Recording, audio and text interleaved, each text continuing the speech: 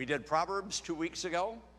How to live, all that practical advice on how to live. And then last week, Ecclesiastes, the idea that there are ups and downs in life, ups and downs. Not necessarily anything major, just sometimes we're feeling blah, or things are meaningless, or kind of empty, and other times things are good and happy and full. And so Solomon in Ecclesiastes says up and down, up and down, up and down. But at the end he says, you have to put on your, remember that? Your spiritual spectacles. And by the way, welcome to those of you watching this morning on Facebook. Some people from our church who were camping were able to watch on Facebook and sent me an email and said, we have been putting on our spiritual spectacles. So hey, Facebook works. And so last week, Ecclesiastes, the ups and the downs, and how to look at life, no matter if it's up or down, through our spiritual, and as I said last week, those of you under the age of 50 don't know what spectacles are, our God glasses, our spiritual spectacles. Today, Job.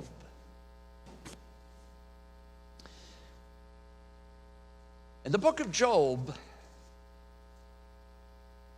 is an amazing book. And if someone said to me, what makes it so amazing? What's unique about the book of Job? I would say, well, for one thing, it is great literature, poetry.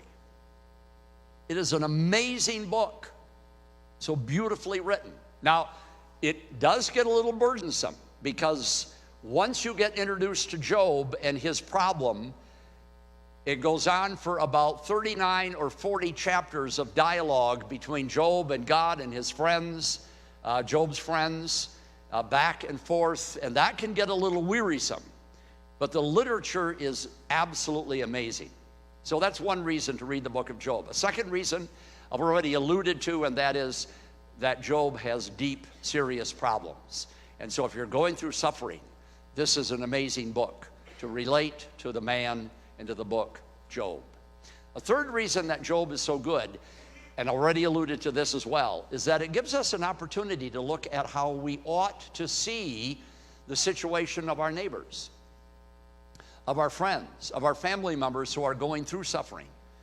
So somebody in your family, for example, they've got all kinds of horrible things happening. So how do you evaluate that? What do you say to them? Are you going to be like Job's friends and say, well, obviously you're going through all of this turmoil because you're an evil person? Is that really a good thing to say? And we're going to look at that this morning from Job's friends. A fourth reason that the book of Job is good is because it contains the ultimate truth about life. It's what Eric was saying up here as he was leading our worship. And by the way, folks, don't we have a great worship team? Eric did such a great job this morning.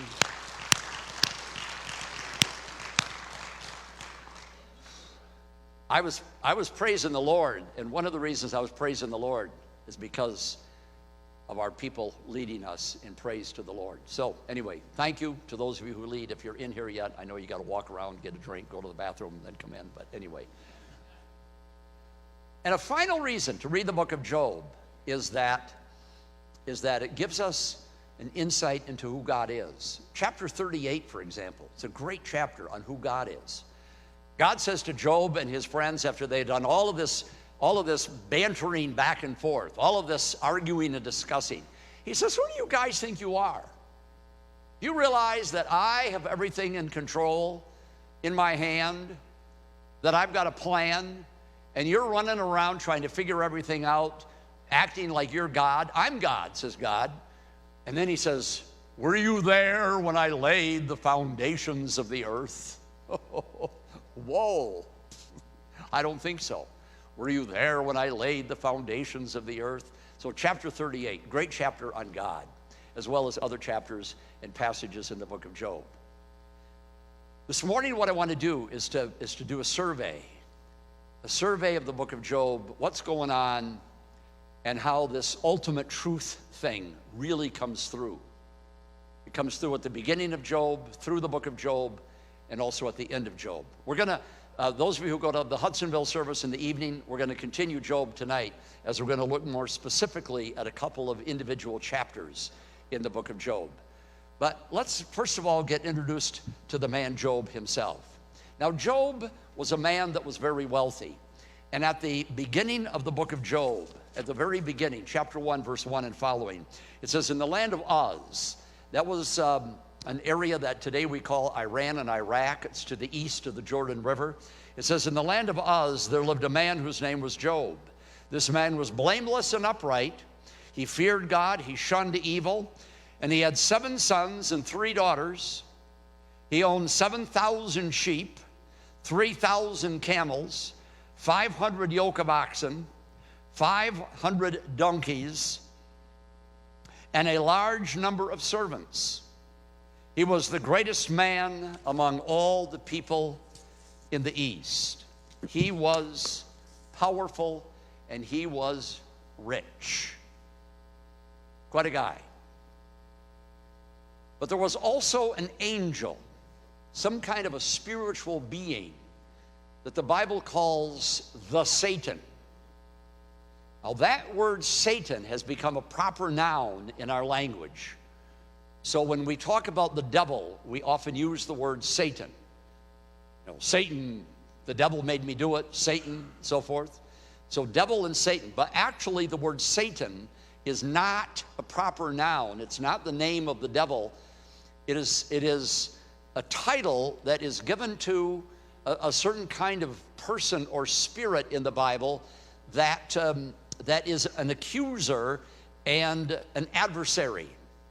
So there's several places in the Bible where the word Satan is used, but not about the devil. It's used in relationship to somebody who is an adversary, who is an accuser, who does mean things.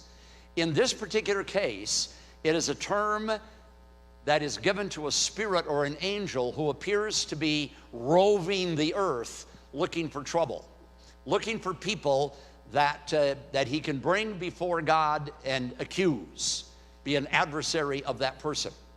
And so technically in the Bible he is called the Satan. He is the accuser. He is the adversary. But in our popular language we have made that into a proper noun, which is okay, that's okay. And we talk then about the devil or Satan, but is actually the avenger, the adversary, the accuser. So this spirit or angel that hangs out with God comes to God and says, hey, you know that Job that you think is so great? He wouldn't be so faithful to you if you took everything away from him. So let's read it. It is in Job chapter 1, starting at verse 8. The Lord said to the Satan, have you considered my servant Job? There is no one on earth like him. He is blameless and upright, a man who fears God and shuns evil. Does Job fear God for nothing? Satan replied. Have you not put a hedge around him? In other words, you've been really good to him, God. That's why he's faithful to you. You've been really good to him. You put a hedge around him and his household and everything he has. You've blessed the work of his hands so that his flocks and herds are spread throughout the land. But now stretch out your hand and strike everything he has, and then he will surely curse you to your face. And the Lord said to Satan, very well, then everything he has is in your power. But on the man himself do not lay a finger. And then the Satan went out from the presence of the Lord. And one day when Job's sons and daughters were feasting and drinking wine at the oldest brother's house, a messenger came to Job and said, the oxen were plowing and the donkeys were grazing nearby. And the Sabaeans attacked and made off with them. They put the servants to the sword, and I am the only one who escaped to tell you. And while he was still speaking, another messenger. Now you want to talk about having a bad day. This is really having a bad day. The messenger came and said, the fire of God fell from the heavens and burned up the sheep and the servants, and I'm the only one who has escaped to tell you. And while he was still speaking, same day, another messenger came and said, the Chaldeans formed 3 raiding parties and swept down in your camels, made off with them. They put your servants to the sword, and I'm the only one who has escaped to tell you. And while he was still speaking, yet another messenger came and said, your sons and daughters were feasting and drinking wine at the oldest brother's house. And suddenly a mighty wind swept in from the desert, struck the four corners of the house. It collapsed on them, and they are dead, and I am the only one who has escaped to tell you. So he loses everything. But Job himself is still in good condition. And he continues to be faithful to God. And then Satan comes back to God and says, but if you touch his body, if you hurt his body, then he will curse you. And so, moving on into chapter 2, starting at verse 1. On another day, the angels came to present themselves before the Lord, and that angel called the adversary, the avenger, the Satan, also came to them to present himself before him. And the Lord said to the Satan, where have you come from? And the Satan answered the Lord, from roaming about the earth, going back and forth on it. And then the Lord said to Satan, have you considered my servant Job? There is no one like him, blameless, upright, man who fears God, shuns evil, maintains his integrity, even though you, Satan, incited me against him to ruin him without any reason. Skin for skin, Satan replied. We don't know exactly what that means, but it means, hey, but if you touch him, his body, things will change. A man will give all he has for his own life. But now stretch out your hand and strike his flesh and bones, and he will surely curse you to your face. And the Lord said to Satan, very well, then he is in your hands, but you must spare his life. And so Satan went out from the presence of the Lord and afflicted Job with painful sores from the soles of his feet to the crown of his head. And then Job took a piece of broken pottery and scraped himself with it as he sat among the ashes. And his wife said to him, are you still maintaining your integrity? Curse God and die. He's lost everything except for his wife, who turns against God and really turns against Job. And he's also lost his health and his peace. But he maintains his integrity. And three friends named Eliphaz, Bildad, and Zophar. And by the way, later there's a fourth one called Elihu. They come to see him. The three come to see him. And by the way, there's a joke about Bildad. He's the shortest man in the Bible. You're going to see why in just a moment. But anyway, the three friends come to see him. And they are just shocked. They can't believe what they are looking at. And they are genuinely hurting for this man. Let's take a look at chapter 2, verse 11 and following. Job's three friends, Eliphaz the Temanite, Bildad the Shuhite. Why he's the short? Sorry. Somebody told me there was a man shorter. It was one of the soldiers who slept on his watch. But anyway, Eliphaz the Temanite, Bildad the Shuhite, Zophar the Naamathite, they heard about all the troubles that had come upon him, and they set out from their homes, and they met together by agreement to go and sympathize with him and comfort him. So they've got good intentions. When they saw him from a distance, they could hardly recognize him. They began to weep aloud, and they tore their robes, and they sprinkled dust on their heads. And then they sat down on the ground with him for 7 days and 7 nights, and no one said a word to him because they saw how great his suffering was. They have a good beginning. In fact, that's quite often the way to care about somebody that is suffering, that you don't talk to them, you just sit with them, you just suffer with them. So they have a good beginning. The three friends seem to really care about him. And then they listen to Job, and Job curses the day of his birth. In Job chapter 3, verse 1, and after this, that is, after the friends come to see him and they sit with him, Job speaks. And he cursed the day of his birth. And he said, may the day of my birth perish, and the night that it was said, a boy is born. May that day turn to darkness. He cursed the day of his birth. Said, I wish I'd never been born. And when they hear that, and when they look at Job, they begin to make assumptions and come to conclusions. They say, well, Job, don't talk that way. That's not nice. Not nice to talk that way. It's not nice to curse the day of your birth. And Job, we want to tell you that you're going through all of this because you are a sinner. Now, I know that we are all sinners, and Job was a sinner before all of this happened. All of us are sinners. But many of us, and I'm sure many of us, if not all of us, are also what we might call decent people. Remember, I talked about that some weeks ago. We can be decent people. We're still sinners, but we can be decent people. We can be moral, decent people, live in our neighborhoods, keep our grass cut and our houses painted, and not make noise at 2 o'clock in the morning, and do our jobs well over at work, and on and on. We're decent people. But what his friend said to him was, Job, you have been a decent man, but that has been a fake. That has been a cover for the fact that really you have been evil. You're a bad person, Job, and now you're getting paid for your evil. God is getting you for being a bad person and for being such a rotten, low-down sinner. So one of his friends, Eliphaz, says to him, and this is in Job chapter 22, says, is not your wickedness great, Job? Are not your sins endless?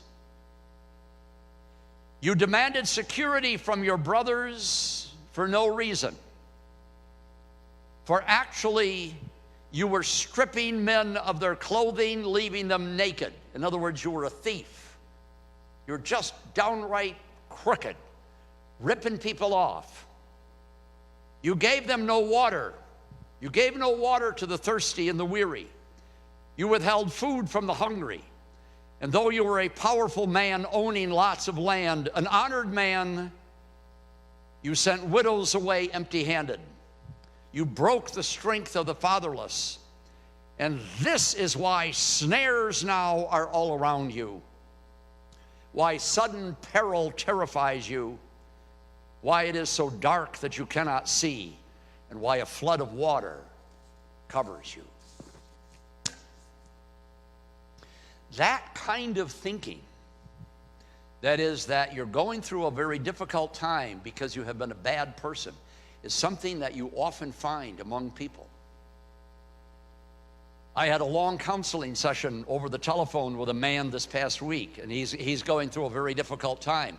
And he is convinced that it is because he is committing a particular sin. He didn't tell me what the sin is, but he said, I commit this sin. I keep doing this sin over and over again, and my life is really rotten. My life is really bad. And he said, I'm convinced that my life is rotten and bad because I commit that sin. God is getting me. Now, I'm studying the book of Job. I had to say to him, careful the way that you look at yourself.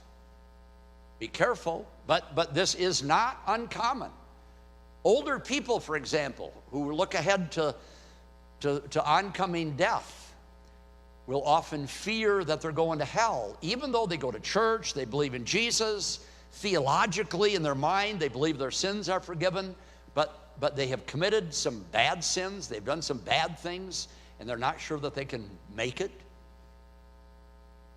So it's not unusual. This idea that if you're good, then good will happen. If you're bad, bad will happen. Somehow that got plugged into our thinking as human beings. Remember Sound of Music? Remember when the captain is standing on the porch with the lady he's supposed to marry, and he's watching the nun walk down there in the garden, and the countess says to him, I have a hunch that there's a nun down there that's not going to be a nun for very long. And so they break up, as we say, they break up, and then he goes down, the captain goes down there and tells Maria that he loves her. Remember, she sings a song. She says, perhaps I had a wicked childhood, Perhaps I had a miserable youth.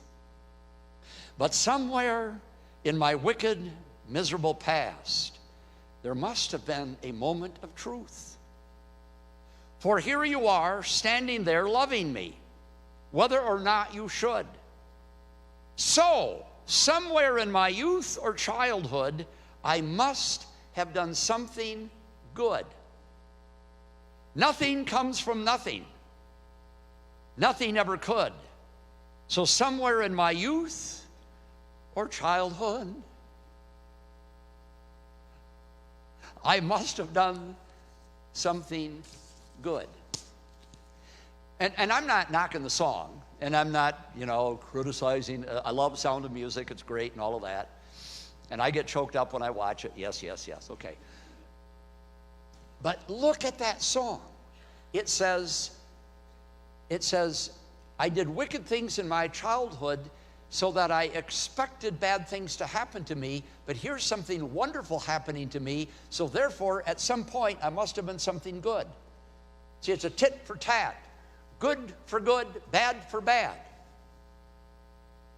And the idea then that the three friends bring is that there's kind of a rhythm in the universe. That if you're a bad person, bad will happen. If you're a good person, good will happen. And so the three friends come to the conclusion that because he's going through so much bad, it must be that Job was bad. But Job rebuts. He comes back and he says, you guys are wrong.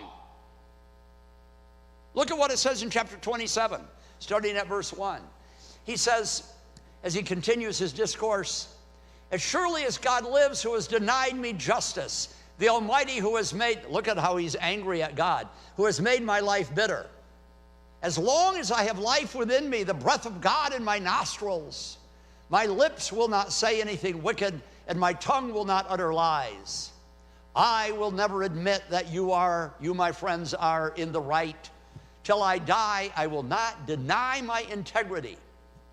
I will maintain my innocence and never let go of it. My conscience will not reproach me as long as I live. And Bildad, one of the friends, doesn't believe him. Bildad comes back and says, Job, you're full of hot air. In Job chapter 8, verse 1, Bildad the Shuhite replied, how long will you say such things? Your words are a blustering wind. Or as we would say, you're full of hot air. So Job says, you friends are wrong. And God says the same thing. In chapter 42, verse 7, God is angry at the friends. And he speaks, and he says to the friends, he says, I'm angry with you. I'm angry with you, the friends, because you have not spoken what is right, as my servant Job has. In other words, God says, Job's right, you're wrong. And what I believe Job is teaching us, and again, this morning we can only do a survey. We're going to do more tonight, but we can only do a survey. But really what the book of Job is teaching us is that we have to really be careful playing God and saying, aha, you got cancer. Aha, you lost your job. Aha, you did this, you did that. Must be you're a bad person. Must be you're evil because this is happening to you. And the book of Job teaches us, be careful. You can't do that. You can't play God. God has things in his hand. He is working things out, says Paul in Romans 8, for the good of those who love him. That rotten thing might be within God's plan as something disturbing to open the door to a better future. People say, well, do you think God is testing me? I don't know. Could be. Well, do you think God is trying to prune me and improve me? Yeah, well, could be. What do you think God is punishing me? I don't know. I'm not God. I cannot see. Remember the thing about the stitching on the top, beautiful stitching on the top, and all of the loose threads underneath. We can only see the beautiful stitching when it's done. And so you've got to wait upon the Lord. You've got to wait. You have to have patience. You can't begin to jump to conclusion, oh, you got that, or I've got this happening to me because I committed sins or because I'm a bad person. No, no, no. You got to be really careful with that. You got to be really careful. Even though the signs seem to be pointing to the idea that, yep, I've been bad or you've been bad. That's why bad things are happening. The signs might be pointing in that direction. But we've got to keep the overall truth that God has all things in his control. We've got to keep that in front of us. Look at what Job says as far as, remember what I said, ultimate truth? In chapter 42, verse 2. I know that you can do all things, and no purpose, God, of yours can be thwarted. God has a purpose. Chapter 9, verse 4. His wisdom is profound, his power is vast. Who has resisted him and come out unscathed? In other words, be patient. Let God's wisdom take over. And do what you have to do, but let the Lord unfold. Or as it says in chapter 1, where Job first is afflicted with all these things. Job got up, tore his robe, shaved his head, then he fell to the ground. And he did what Eric talked about praising the Lord, even though things were crappy, as Eric said. He fell to the ground in worship. And he said, naked I came from my mother's womb, and naked I will depart. The Lord gave, and the Lord has taken away. May the name of the Lord be praised. You got to watch out reading the signals in the wrong way. It was many years ago that Elida and I had an old vehicle, and we were ready to have it retired, but I decided I had to go up north. And one of the problems with it being old was there was something wrong with the gas gauge. And as you rode along, the gas gauge would keep going towards empty. So I made sure, I think the gas tank was like almost full. I took off heading north on 131, and sure enough, the gas gauge. And I got to Highway 10 up there by Reed City. You know, that exit has got a McDonald's, a Burger King, a bunch of gas stations and so forth. I got there, and the needle read empty. Now I knew the tank was pretty much full, but the sign said empty. Guess what I did? Pulled off Highway 10 at the exit, got gas. See, we read the signs. The signs are strong. Oh, bad things are happening, must be I'm bad. Bad things are happening to you, must be you're bad. But the sign may be wrong. You may be coming to the wrong conclusion. The tank was full. I tried to get gas, put in about a gallon. Click, click, click. And I said, oh, okay, I know the tank was full. See, you got to remember the Lord has it in his hand. You don't see all that's going on. Don't see all the details. You don't see what is unfolding. You got to do what you got to do each day to be responsible, and yet you wait for the wisdom and the power of the Lord to inform you and to unfold your life. And as it says in Ecclesiastes, remember, making something beautiful in its time. That's faith. That's faith. Father, we ask that you'll now be with us as we leave this place, or at least after we have coffee and fellowship, that we leave this place, that we'll go out into that world as people equipped to live life, both in the ups as well as in the downs as well as in the ups, and that you will be with us and bless us, and that your face will shine upon us, be gracious to us, and give us your peace. Yeah, Lord, whatever we're going through, give us your peace now and forevermore. Amen. Good morning, all. If you're visiting with us, we have refreshments down either hallway, that way. Please join us.